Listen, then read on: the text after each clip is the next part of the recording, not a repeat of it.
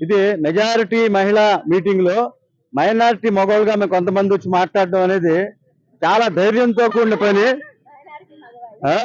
అయితే ఏ విధంగా ఇప్పుడు వక్తలు చెప్పారు అదే విధంగా రేపు అసెంబ్లీలో పార్లమెంట్ లో కూడా ఇలాగే ఇంతమంది మహిళలు ఉండి మగవాళ్ళు ఎంతమంది ఉండాలి మనస్ఫూర్తిగా కోరుకుంటున్నా.